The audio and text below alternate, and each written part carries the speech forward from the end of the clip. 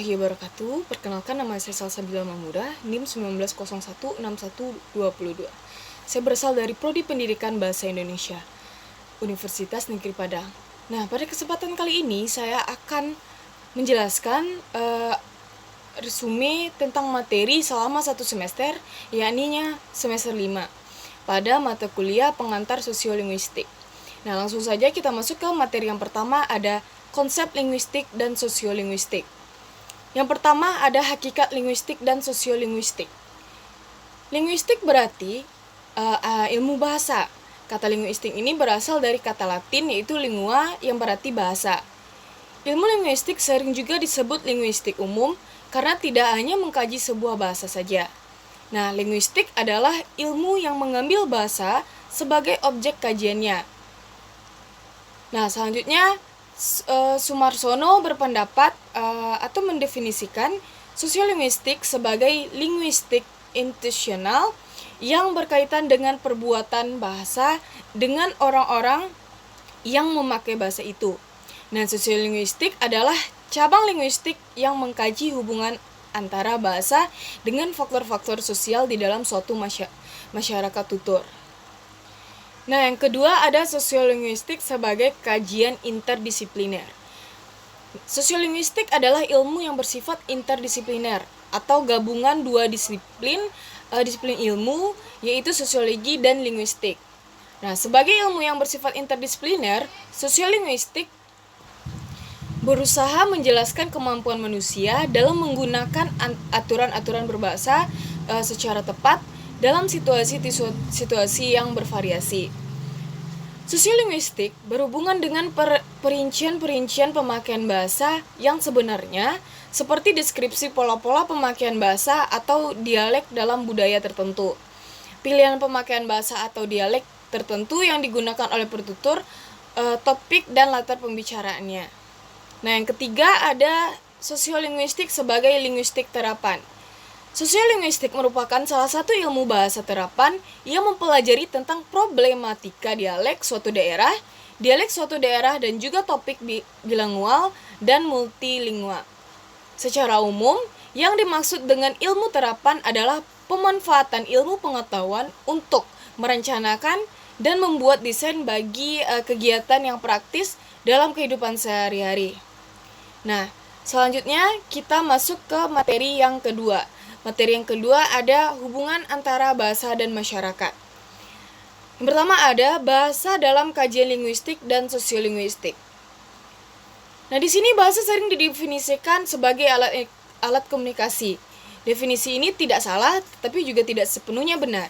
Sebagai definisi itu lebih menekankan pada fungsi bahasa, yakninya bahasa adalah alat, bukan menjelaskan sosok bahasa itu sendiri. Definisi demikian itu menurut Cair tahun 1994 suatu hal yang wajar terjadi karena bahasa itu adalah fenomena sosial yang banyak seginya. Sedangkan segi fungsi bahasa tampaknya merupakan segi yang paling banyak menonjol di antara segi-segi lainnya. Nah, selanjutnya Cair tahun 1994 menjelaskan pula bahwa masalah lain yang berkenan definisi bahasa dan bila mana sebuah tuturan disebut bahasa yang berbeda dengan bahasa yang lain dan bila mana hanya dianggap sebagai varian dari suatu bahasa. Untuk menjawab pertanyaan ini ada dua dasar patokan politis. Nah, yang kedua kita masuk pengertian masyarakat dalam kajian sosiolinguistik. Menurut Bienenfeld, masyarakat bahasa adalah sekumpulan manusia yang mengumpulkan sistem syarat bahasa yang sama. Pengertian ini menurut beberapa ahli sosiolinguistik atau sosiologi bahasa dianggap terlalu sempit karena setiap orang menguasai dan menggunakan lebih dari satu bahasa. Maka dari itu cenderung mengatakan bahwa masyarakat bahasa adalah sekelompok orang yang satu sama lain masa mengerti sewaktu mereka berbicara. Nah, pada pokoknya masyarakat bahasa itu terbentuk karena adanya kebersamaan dalam kode-kode, karena adanya sering pengertian, terutama adanya kebersamaan dalam kode-kode linguistik secara terinci dalam aspek-aspeknya, yaitu sistem bunyi, sintaksis, dan semantik. Nah, yang ketiga kita masuk ke hubungan antar bahasa dengan masyarakat. Bahasa dan masyarakat. Nah, bahasa dan masyarakat dua hal yang bertemu di satu titik. Artinya antara bahasa dan masyarakat tidak akan pernah terpisahkan. Nah, bentuk hubungannya adalah adanya hubungan antar bentuk-bentuk bahasa tertentu yang disebut variasi atau dialek dengan menggunakan bahasa yang benar, yaitu penggunaan bahasa pada situasi yang tepat dan sesuai konteks di mana kita menggunakan bahasa untuk aktivitas komunikasi. Nah, selanjutnya yang keempat ada sosiolinguistik dan sosiologi bahasa. Nah, sosiolinguistik adalah ilmu yang interdisipliner. Dalam istilah linguistik atau sosial, kata sosio adalah aspek utama dalam penelitian dan merupakan ciri umum bidang ilmu tersebut. Dan sosiolinguistik lebih menekankan kepada bidang kajian tentang bahasa yang berkaitan dengan masyarakat. Sedangkan tentang masyarakat sosiologi, bahasa lebih menekankan kepada bidang kajian tentang masyarakat yang berkaitan dengan bahasa.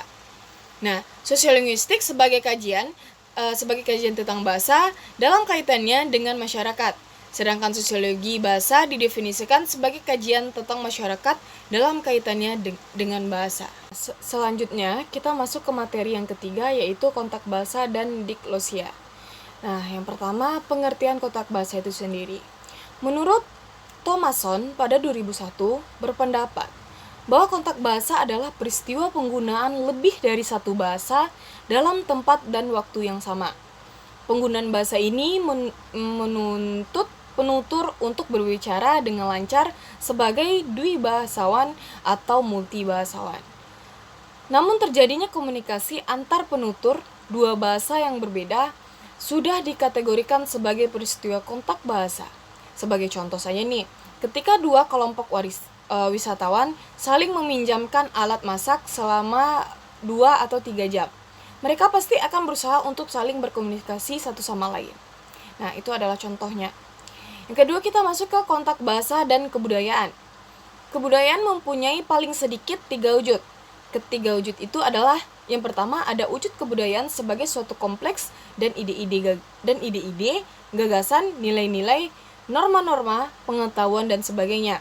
Nah, yang kedua itu wujud kebudayaan sebagai suatu kompleks aktivitas kelakuan berpola dari manusia dalam masyarakat. Yang ketiga ada wujud kebudayaan sebagai benda-benda hasil manusia. Nah, yang ketiga ada kontak bahasa, kontak kebudayaan, pengembangan identitas budaya. Bahasa adalah alat pengembangan dari kebudayaan, jalur penerus kebudayaan, dan inventaris ciri-ciri kebudayaan. Oleh karena itu, bahasa juga merupakan faktor penting dalam membentuk identitas kultural anggota masyarakat.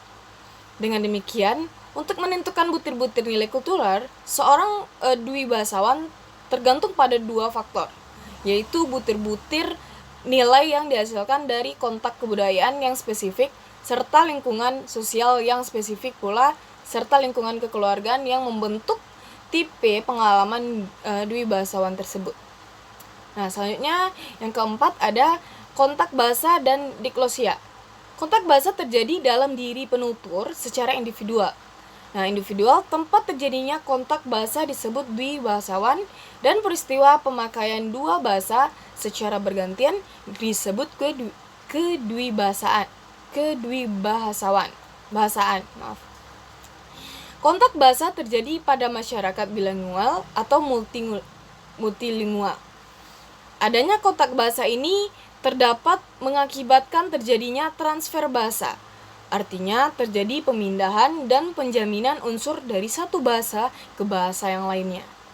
Nah, sedangkan diklosia untuk mengatakan keadaan suatu masyarakat di mana terdapat 2 variasi dari satu bahasa yang hidup berdampingan dan masing-masing mempunyai peranan tertentu dan ragam tinggi dan ragam rendah. Nah, materi yang keempat ada kedewibahasaan. Yang pertama kita masuk ke hakikat kedewibahasaan. Kedewibahasaan menurut Chair tahun 2004 merupakan hal yang berkenaan dengan pemakaian 2 bahasa oleh seseorang penutur dalam aktivitasnya sehari-hari. Kedewibahasaan timbul akibat adanya kontak bahasa Ini sesuai dengan pendapat Weinreich dalam Suito tahun 1983 halaman 39 yang menyatakan bahwa kontak bahasa terjadi apabila dua bahasa atau lebih dipakai secara bergantian, sehingga mengakibatkan terjadinya transfer atau pemindahan, atau penjaminan unsur dari bahasa satu ke bahasa lain, sehingga dapat menimbulkan kedwibahasaan. Kedwibahasaan berkaitan dengan kontak bahasa karena kedwibahasaan ini merupakan pemakaian dua bahasa yang dilakukan oleh penutur secara bergantian dalam melakukan kontak sosial. Nah, dalam hal kedwibahasaan, dwibahasawan tidak harus menguasai dua bahasa secara aktif, tetapi dapat pula secara pasif. Penggunaan secara aktif dalam arti menggunakan dua bahasa yang sama baiknya. Sedangkan secara pasif apabila dia cukup mampu memahami apa yang dituturkan atau ditulis dalam bahasa kedua. Yang kedua, kita masuk ke keterkaitan kedwibahasaan dengan kontak bahasa. Nah, yang pertama ada wilayah kedwibahasaan, pola-pola kedwibahasaan, dan asal mula kedwibahasaan. Yang ketiga ada tingkat kedwibahasaan. Tingkat kedwibahasaan tidak mungkin dilepaskan dari tipologi kedwibahasaan. Sesuai dengan pandangan umum, pakar-pakar sosiolinguistik seperti Haugen dan Grosjean, ada dua, yaitu tipologi keterbatasan perorangan masyarakat, yang kedua tipologi horizontal dan vertikal. Nah, yang keempat itu ada pengukur kedwibahasaan. Kemampuan kedwibahasaan pada dasarnya adalah kemampuan komunitatif. Oleh sebab itu, membicarakan pengukuran tingkat kedwibahasaan tidak mengukur kompetensi kedwibahasaan seseorang. Kompetensi komunikatif adalah kemampuan yang tidak hanya merupakan kaidah gramatikal bahasa untuk membentuk kalimat yang benar secara gramatikal, namun juga mengetahui kapan dan di mana harus memakai kalimat tersebut dan kepada siapa. Nah, yang kelima kita masuk ke efek kedwibahasaan. Salah satu efek kedwibahasaan yang lazim dibicarakan adalah alih kode dan interferensi. Hal ini menyangkut efek kedwibahasaan dalam proses komunikasi. Nah, itu ada tiga, yaitu yang pertama latar belakang kemunculan alih kode campur kode, yang kedua ada pengertian alih kode dan campur kode, dan yang ketiga ada jenis, penyebab, dan fungsi alih kode. Nah, selanjutnya kita masuk ke materi yang kelima, yaitu interferensi dan integrasi bahasa. Yang pertama ada pengertian interferensi. Kata interferensi berasal dari bahasa Inggris, yaitu interference, yang berarti gangguan. Menurut Lado, pada tahun 1977, beliau mengungkapkan bahwa interferensi adalah kesulitan yang timbul dalam proses penguasaan bahasa kedua dalam hal bunyi, kata, atau konstruksi lainnya. Misalnya frase dan kalimat sebagai akibat perbedaan kebiasaan pengenalan individu terhadap bahasa pertama. Jadi semakin berbeda sistem bahasa pertama yang dikuasai siswa, baik tataran fonem, morfem, frase, sintaksis, maupun semantik dengan sistem bahasa kedua atau bahasa target, maupun bahasa asing atau BA, dan selanjutnya bahasa target disingkat BT, semakin berpotensi individu itu melakukan interferensi ketika menggunakan BT. Nah, yang kedua ada tataran interferensi. Interferensi dapat terjadi pada semua komponen kebahasaan, yaitu bidang tata bunyi, tata bentuk, tata kalimat, leksikal, dan semantik. Bert Morse dalam Deal tahun 1982 memandang interferensi merupakan penggunaan kode suatu bahasa ke dalam konteks bahasa yang lain yang dapat terjadi pada subsistem bahasa seperti fonologis, leksikon, atau semantik sebagai akibat dari kontak bahasa. Jadi Bretmore memandang tataran interferensi mencakup fonologis, morfologis, sintaksis, dan semantis, dan interferensi itu disebabkan oleh kontak bahasa. Hal senada juga diungkapkan oleh Deal pada tahun 1982 yang menyatakan bahwa kontak bahasa merupakan faktor utama penyebab timbulnya interferensi. Nah, yang ketiga ada interferensi bahasa dalam pandangan psikologi behavioral. Berdasarkan sudut pandang psikologi, Konsep tentang anakon dilatar belakangi oleh psikologi behavioral, sedangkan konsep tentang anakes dilatar belakangi oleh psikologi kognitivistik atau mentalistik modern. Untuk memperjelas hal itu, cermati pandangan para penganjur psikologi behavioral berikut, termasuk di dalamnya tentang pengajaran bahasa. Nah, yang keempat ada interferensi bahasa dalam pandangan psikologi mentalistik. Nah, menurut Petade pada 1989 juga mengungkapkan bahwa pada tahun 1950-an kritik terhadap kemampuan anakon terhadap pembelajaran bahasa semakin kuat. Kritik itu muncul terutama dari linguis yang beraliran transformasi generatif. Penganut anakon berpandangan bahwa mempelajari bahasa bertujuan untuk mengubah tingkah laku berbahasa sehingga siswa harus menguasai kata dan kalimat yang nyata saja yang ada dalam lingkungan pengalaman siswa. Nah, yang selanjutnya ada integrasi bahasa. Menurut McKay dan Ornstein pada tahun 1979 menjelaskan bahwa integrasi bahasa adalah proses penggunaan unsur-unsur bahasa lain dalam bahasa tertentu, dan dalam bahasa tertentu itu sudah dianggap sebagai unsur sah. Jika sebuah unsur, misalnya kata radio, sudah dianggap sebagai kosakata bahasa Indonesia baku, berarti unsur bahasa kata radio tersebut dianggap sudah berintegrasi dengan bahasa Indonesia, karena sebenarnya kata itu berasal dari bahasa Inggris, radio. Nah, selanjutnya kita masuk ke materi yang ke-6. Yang pertama ada variasi bahasa. Materi yang ke-6 itu adalah variasi bahasa. Yang pertama ada konsep dasar tentang variasi, ragam, langgam, laras, dan bahasa. Nah, yang pertama bagiannya ada yaitu variasi adalah bentuk atau variasi yang berbeda dari yang lainnya, atau perubahan atau perbedaan kondisi, jumlah atau level biasanya dengan batas-batas tertentu. Nah, selanjutnya ada ragam bahasa. Ragam bahasa adalah bentuk bahasa yang bervariasi menurut konteks pemakaian. Yang ketiga ada langgam, adalah adat atau kebiasaan. Selanjutnya ada laras bahasa, yaitu ragam bahasa yang dipergunakan sebagai suatu tujuan atau pada konteks sosial tertentu. Nah, yang kedua ada sumber pencetus variasi bahasa. Dalam hal variasi bahasa atau ragam bahasa dilihat sebagai akibat adanya keragaman sosial penutur bahasa dan keragaman fungsi bahasa itu. Jadi variasi bahasa itu terjadi sebagai akibat dari adanya keragaman sosial dan keragaman fungsi bahasa. Nah, selanjutnya ada kajian tentang variasi bahasa dalam linguistik umum dan interdisipliner keilmuan lainnya. Dialektologi disebut juga kajian varian bahasa. Mengingat variasi bahasa merupakan representasi perubahan bahasa, dialektologi juga merupakan kajian perubahan bahasa. Interdisipliner merupakan kajian gabungan dua disiplin ilmu, yakni kajian bahasa dan kajian ilmu lainnya.